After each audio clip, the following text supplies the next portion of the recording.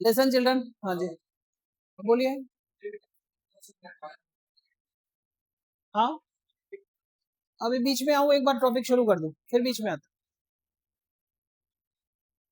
देखिए everyone right, this is electron gain enthalpy.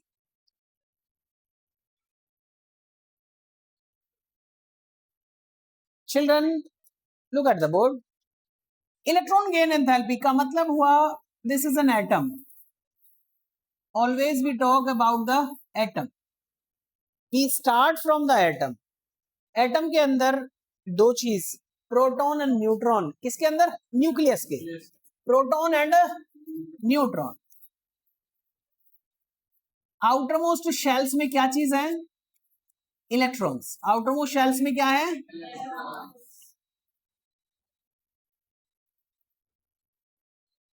5 6, चलो 6 कर लेते हैं। Okay, then one electron is present here outside the atom. Electron atom से बाहर कहीं पड़ा हुआ है, हम उस इलेक्ट्रॉन को ऐड करना चाहते हैं। तो प्यारे बच्चों, इलेक्ट्रॉन कैसा होता है? चार्ज में नेगेटिव। अब इस इलेक्ट्रॉन को अट्रैक्ट करने के लिए हमें जरूरत है किसकी? न्यूक्लियस। न्यूक्लियस में क्या चीज है? प्रोटॉन। तो प्रोटॉन अपना पॉजिटिव चार्ज न्यूक्लियस को दे रहे हैं, जिसकी वजह से न्यूक्लियस पे पॉजिटिव चार्ज प्रेजेंट है, जिसको हम बोलते हैं न्यूक्लियर चार्ज। क्या बोलते हैं? इस न्यूक्लियर चार्ज की वजह से ये न्यूक्लियस इस इलेक्ट्रॉन को अपनी तरफ अट्रैक्ट करेगा, खींचेगा। ऐसा होता है ना, हम सुनते तो हैं। हम क्या सुनते हैं? हम ये सुनते हैं बेटा जी, दैट Cl है, और हम एक बात करते हैं Cl नेगेटिव की। Cl नेगेटिव में बदल जाता है ना। Cl was the atom and Cl negative is the anion, ion. Okay, तो ये एनायन बना है, मतलब इसने एक इलेक्ट्रॉन लिया है एक्स्ट्रा। वो हम वही करना चाह रहे हैं कि इलेक्ट्रॉन आता कैसे है। जब आप 9th-10th में होते हैं तब तो आप ये पढ़ते हैं कि एक सोडियम है, और सोडियम के आउटर मोस्ट शेल में एक इलेक्ट्रॉन है 281। ये अपना एक इलेक्ट्रॉन डोनेट कर देता है और क्या बन जाता है? पॉजिटिव बन जाता है। इसने अपना इलेक्ट्रॉन लॉस कर दिया, ये वाला। वैसे ही क्लोरीन है, आप पढ़ते हैं क्लोरीन में 17 इलेक्ट्रॉन है, इसने एक इलेक्ट्रॉन गेन कर लिया तो क्या बन गया? ये पढ़ते हैं हम अब इसके बेसिक में जा रहे हैं कि Cl नेगेटिव बना कैसे, किससे बना होगा। या सल्फर मैंने लिखा है, तो सल्फर ने एक एक्स्ट्रा इलेक्ट्रॉन कैसे लिया, कैसे लेता है। वहां पर एक कॉन्सेप्ट काम करता है इलेक्ट्रॉन गेन एंथैल्पी का। इसको हम पहले बाइफरकेट कर लेते हैं। इलेक्ट्रॉन गेन एंथैल्पी का मतलब इलेक्ट्रॉन को गेन करने में released energy, this is electron gain. You got this? How is it possible? Look,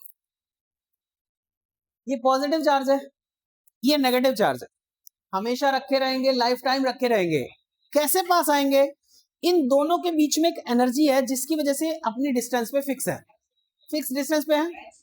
हमने क्या करा, इनके बीच की एनर्जी कम कर दी, मतलब पास ला दिए, पास आ गए।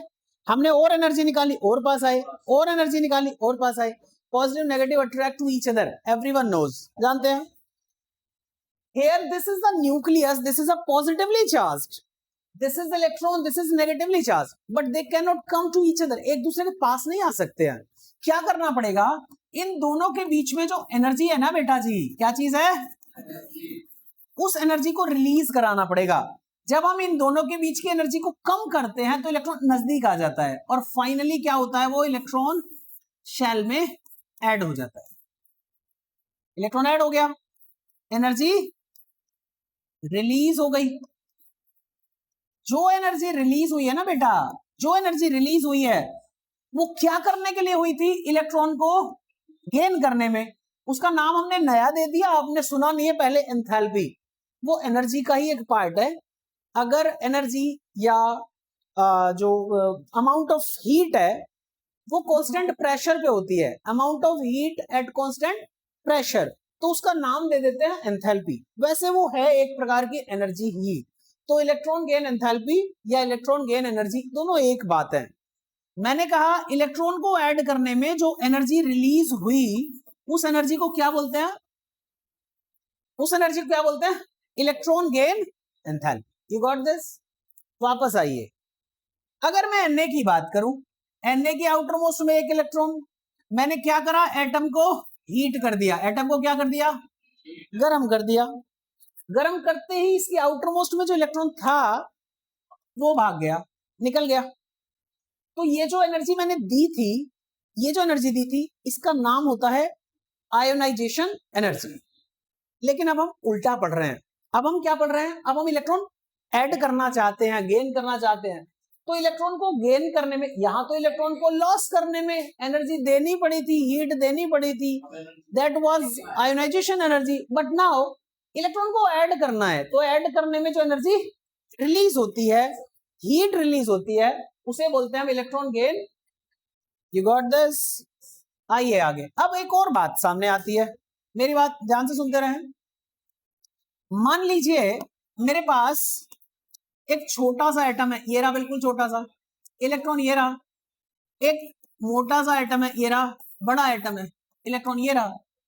नाउ यू थिंक, दोनों इलेक्ट्रॉन इधर की तरफ आने की कोशिश कर रहे हैं, कौन सा बाहर की शेल में जल्दी से ऐड हो जाएगा, कौन सा जल्दी से ऐड हो जाएगा? Why second? Why not first? First one. Yes, yes, yes. Listen, children. जैसे जैसे एटम का साइज बढ़ता है ना, सुने, तो इन शेल्स में क्या चीज प्रेजेंट है? इलेक्ट्रॉन। ये बात सबको पता है।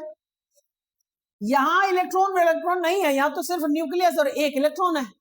हम इस इलेक्ट्रॉन को लेना चाहते हैं। न्यूक्लियस के अंदर क्या चीज प्रेजेंट होती है? न्यूक्लियर चार्ज, प्रोटॉन प्रेजेंट होते हैं, उसकी वजह से होता है न्यूक्लियस पे न्यूक्लियर चार्ज। तो न्यूक्लियर चार्ज होने की वजह से इलेक्ट्रॉन को खींचेगा अपनी तरफ, पावर से खींचेगा। इसमें भी न्यूक्लियर चार्ज है, ये भी खींचेगा, लेकिन ये कमजोर बन जाएगा। क्यों कमजोर बन जाएगा? बीच में कौन है ये क्या करेंगे, इसको रिपेल करेंगे, आने नहीं देंगे। तो स्मॉलर एटम जो होता है वो इलेक्ट्रॉन को ज्यादा जल्दी अट्रैक्ट करता है रेदर देन बड़े atom, because there are the number of shells in between the outer electron and this nucleus. These electron repel the outer electron and does not allow to add, और उसको allow नहीं करता कि add हो जाए बेटा। तो जब ऐड नहीं हो पाता है तो एनर्जी भी रिलीज नहीं होगी। एनर्जी तभी रिलीज होगी जब इलेक्ट्रॉन ऐड हो जाएगा। तो छोटे एटम की इलेक्ट्रॉन गेन एंथैल्पी हमेशा ज्यादा होती है, बड़े एटम की इलेक्ट्रॉन गेन एंथैल्पी हमेशा। Concept clear? फिर से सुन ले। Smaller atom having the high nuclear charge, so it attracts the electron effectively, electron को इफेक्टिवली अट्रैक्ट करता है, एनर्जी ज्यादा रिलीज होती है, हाई इलेक्ट्रॉन गेन होता है।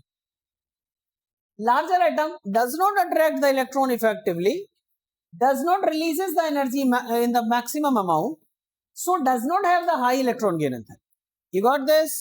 Write the topic electron gain enthalpy.